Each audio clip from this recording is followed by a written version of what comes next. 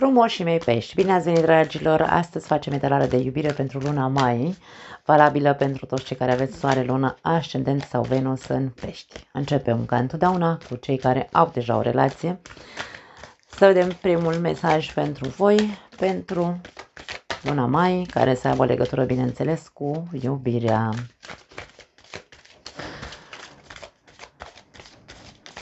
Vreau să iasă singur mesajul, pardon. Așadar, un pic de răbdare pentru peștii care au o relație. Ok, avem două mesaje pentru voi. Avem decide, e momentul să iei o decizie în luna mai. Și aici avem o afirmație sau o confirmare, avem un da pentru tine. La capătul cărților avem recunoștință. Pentru unii dintre voi este e un moment decisiv, ca și cum trebuie să decizi dacă mai vrei sau nu mai vrei, da? Dacă este un da sau este un nu pentru această relație. Poate că pentru asta, pentru a putea lua decizia, ar trebui să încerci să vezi toate părțile, atât bune cât și rele din această relație sau trăirile, experiențele pe care le-ați avut lângă acest partener de viață, ca să puteți să luați decizia corectă. Aici am un da, e ca și cum se spune decide să spui da sau decide să accepti această persoană încă. Deocamdată cam asta simt să spun. Până nu vom scoate clarificări, nu pot să spun mai mult. Însă, aici vorba despre ok, cu ce ești recunoscător acestei persoane? Ce a făcut bine? Atât recunoașterea, trebuie să conștientizăm că nu neapărat să fie de bine.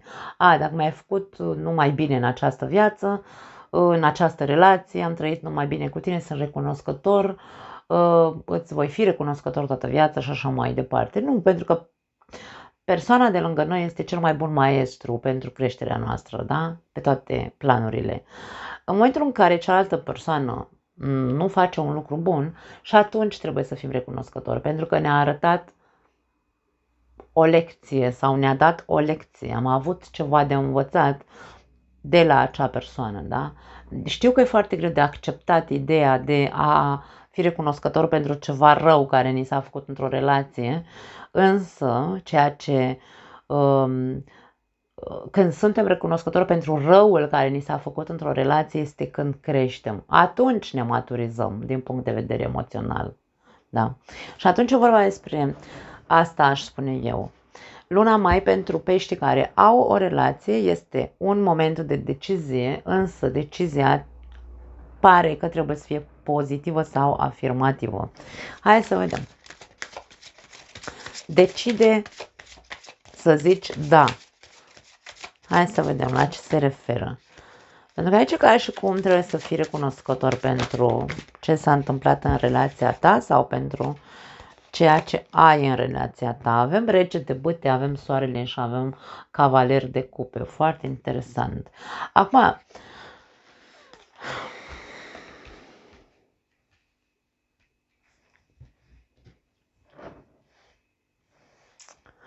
poate fi vorba despre iertare aici cu soarele. Între voi trebuie eliberate anumite lucruri. Între voi doi trebuie eliberate anumite lucruri, anumite trăiri, anumite evenimente. Trebuie să existe probabil iertare sau depășirea, da? Eliberarea de anumite lucruri. Trebuie să existe intenția de a continua în această relație, chiar dacă aici avem un semn de foc. Nu știu dacă ai de-a face cu un leu, aș spune leu în special, însă putem să vorbim și despre săgetător sau berbec. Poate că ai avut de-a face cu o persoană foarte focoasă, foarte narcisistă într-un fel sau altul, egoistă, arogantă, pe parte negativă, însă pe parte pozitivă această persoană este ca un soi de inspirație sau a fost sau ai putea să te inspiri de la această persoană pentru ca și tu să poți să crești un pic mai mult din punct de vedere emoțional. Adică e ca și cum învață de la această persoană să te construiești în așa fel încât să ajungi să te maturizezi, fiind încrezător în tine însuți, ia ce are mai bun în ea această persoană. Da? De-aia avem sentimentul de recunoștință aici. Fii recunoscător că ai avut parte de trăiri negative din partea acestei persoane și învață. Învață pentru că tu ești la nivel de cavaler de cupe, din câte se vede. Cavalerul de cupe este, hai să-l numim așa, într-un singur cuvânt, neserios. Nu spun că tu ești neserios, spun că e vorba despre faptul că încă ești pe poziție de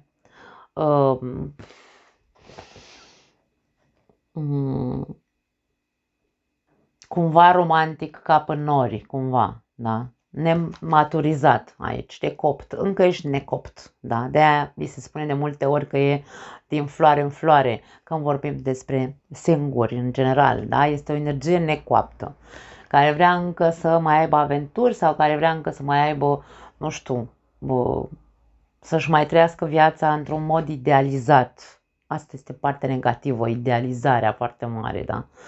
Și atunci e vorba despre, ok, dacă tu ai avut un partener de ăsta pe negativ, arogant, narcisist, egoist și așa mai departe, iar pe pozitiv, foarte puternic, un caracter foarte puternic, încrezător în el însuși, chiar dacă nu era o persoană frumoasă fizic, arăta falnic așa ca și cum, da, magnetic, are un soi de magnetism această persoană foarte puternică, magnetismul foarte puternic, e ca și cum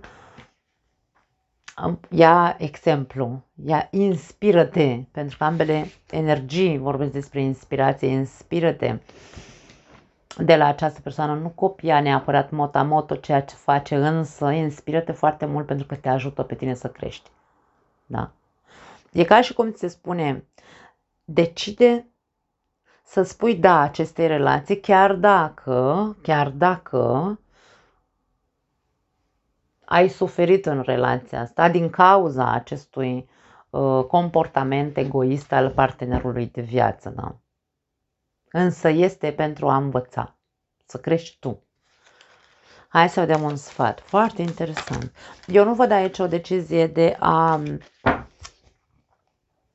Pentru unii dintre voi ar putea să trebuiască să luați o decizie de a spune da, să vă eliberați de persoana asta în cazul în care, doar în cazul în care vorbim despre acel gen de narcisist, arogant, aventurier, care face ce vrea mușchiul lui, vine când vrea el acasă, îți dă atenție doar când vrea el sau doar cere atenție de la tine și ție nu-ți dă absolut nimic, atunci da, atunci vorbim de faptul că tu trebuie să fii recunoscător. Doamne, bine că m-ai făcut să văd în sfârșit cu adevărat cu cine am dormit în pat cumva, da, dacă vrem să fim foarte tragici cumva, și mă eliberez de această persoană și iau decizia să plec, să-mi văd de viața mea, da? Cavalerul de cupe e ultimul care a ieșit. Hai să vedem un sfat. Îți poți manifesta toate dorințele. Depinde ce-ți dorești tu, pentru că aici e vorba de a lua o decizie. Ce-ți dorești? Alege ce-ți dorești de la relație, de la partener, de la ce s-a întâmplat în relația voastră. Nu uita să iei cei mai buni din această relație, fii recunoscător și decide. Pentru că se poate manifesta. Ceea ce tu decizi să faci în această perioadă se poate manifesta. Poți materializa.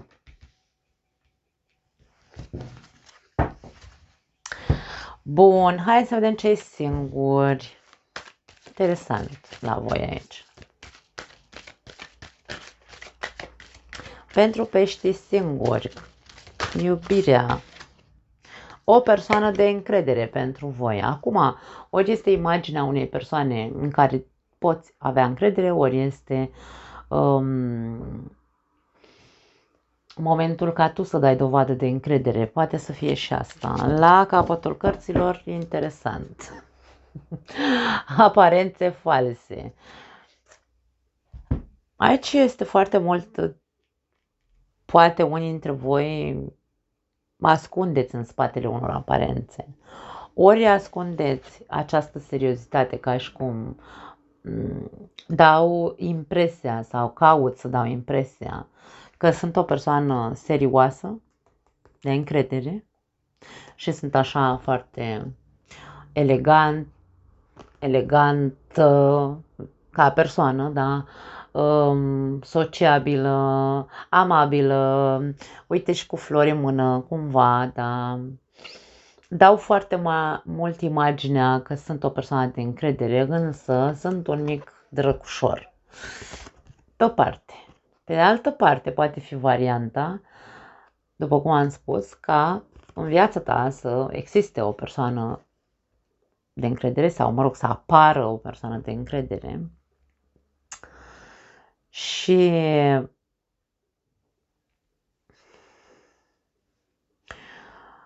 să fie... Eu mă la această imagine și persoana asta e prost îmbrăcată așa, da? Și e ca și cum nu te lua după aparențe. Persoana asta poate fi prost îmbrăcată sau poate nu din cauza că îi lipsesc banii, ci pur și simplu poate nu pune preț atât de mare pe imagine, cum se pune în ziua de astăzi.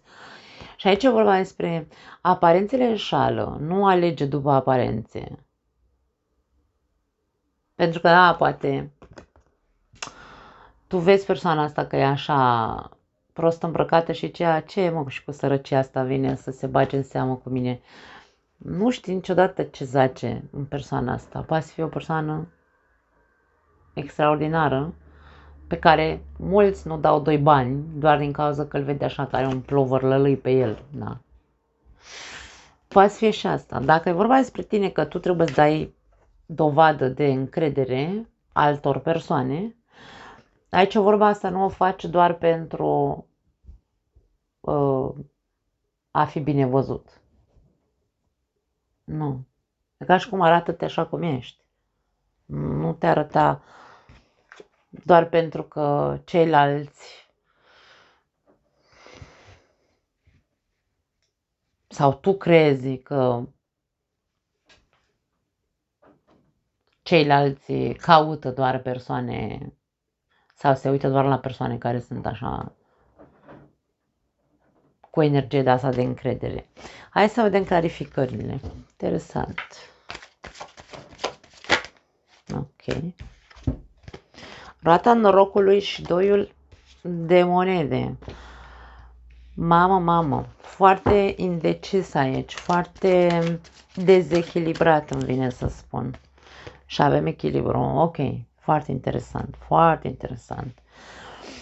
Acum, prima variantă pe care am spus-o este faptul că probabil unii dintre voi veți da impresia sau căutați să dați impresia că sunteți o persoană serioasă, însă cumva mamă, el alții nu știu ce zace în tine, drăcușorul, da? Ai nevoie să faci o mare schimbare.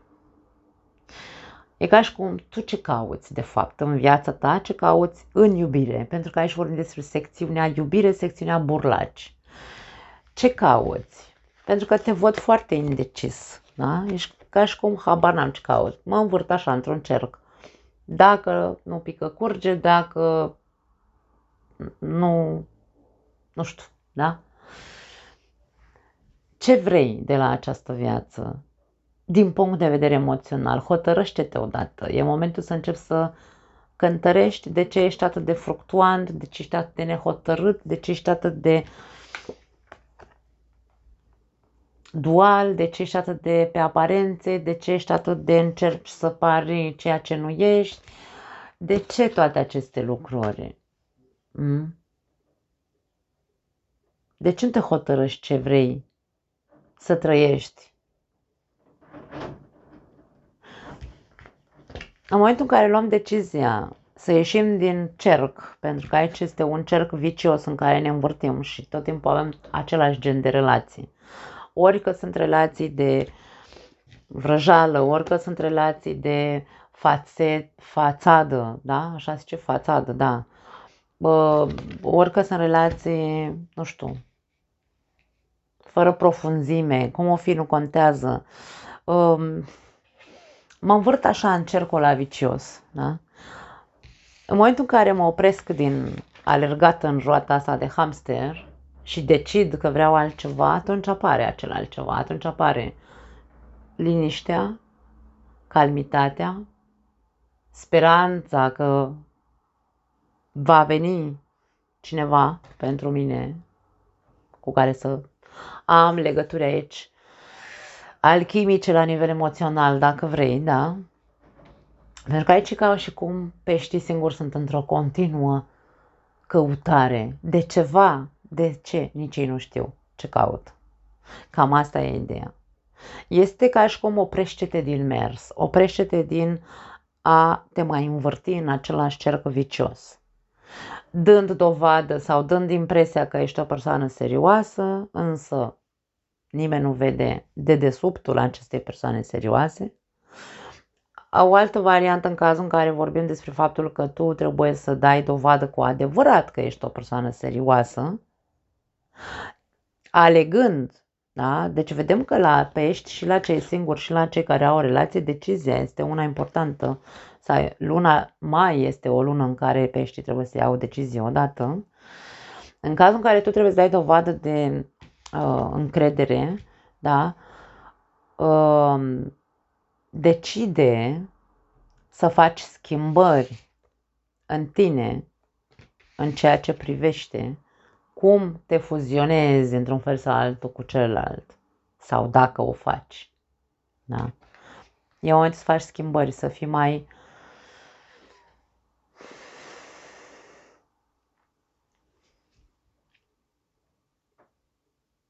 din nou mai hotărât aici. Eu simt foarte mult așa, uite așa îmi face în cap cuvântul hotărât. Nu pot să zic altceva. Pentru alții dintre voi care poate apărea o persoană care am zis că poate mai prost îmbrăcat așa și îl judeci după aparențe, aici e vorba despre cântărește persoana asta și încearcă să vezi ce poate aporta această persoană în viața ta. Pentru că ceea ce aportă sau ce ar putea să aporte această persoană în viața ta este stabilitate și echilibru. Poate nu e o persoană atât de chipeșă sau frumoasă. N-aș spune că e săracă, nu. Doar nu pune preț pe haine, îmi vine să zic. Da.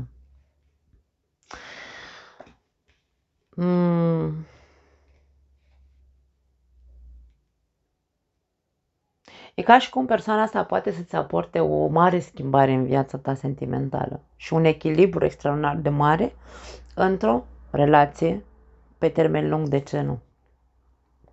E doar o chestiune de a alege bine, nu mai alege după cum se îmbracă sau după cum arată, da? După prima impresie sau după aparențe, că nu știi, poate omul ăsta umblă, eu am văzut oameni bogați care umblă așa, nu jerpeliți, dar mă rog, sunt îmbrăcați, nu știu, așa, își cumpără haine de la, ce știu eu, care nu par să aibă, să-i dea un statut cumva, nu? Și să aibă o grămadă de bani, habar n-ai, nu știi. Cam asta e ideea, dragii mei pești. Nu cred că mi-a scăpat nicio altă variantă pe care am spus-o mai devreme.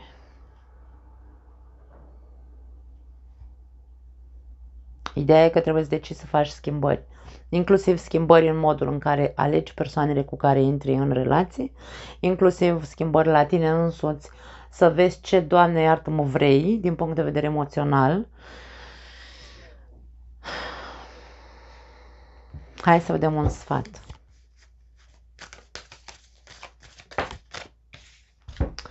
Și avem, nu îți fie frică să cânți. Mesajul cu nu-ți fie frică să cânți este nu-ți fie frică să spui ceea ce simți că ai nevoie să spui. Acum,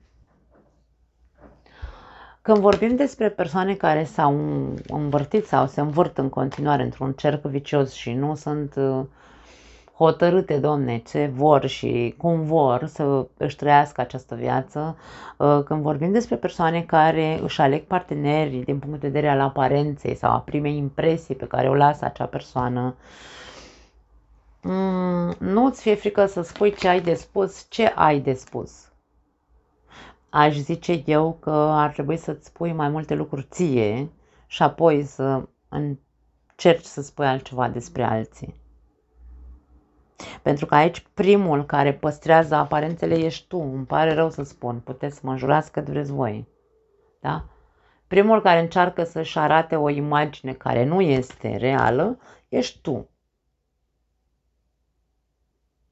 Am mai avut comentarii la Zodia Peștilor în care s-au revoltat niște bărbați și au spus că vai, nu mai spune așa despre pești.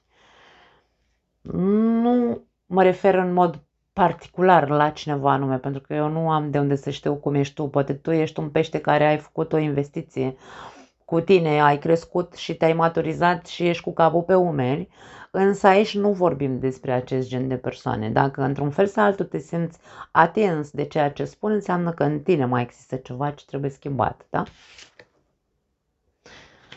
Nu, întotdeauna încerc să spun, nu mai luați personal. Când nu vă regăsiți și punct. Nu stăm să ne certăm ca chiorii pe YouTube. Despre asta e vorba. Aici când spun tu ești primul care păstrezi aparențele, este despre acea persoană care într-adevăr vrea să pară ceea ce nu este. Dacă tu nu faci parte din acest grup de pești, nu ai de ce să o iei personal. Așadar, concluzia, dragii mei, este că nu ai de ce să începi să vorbești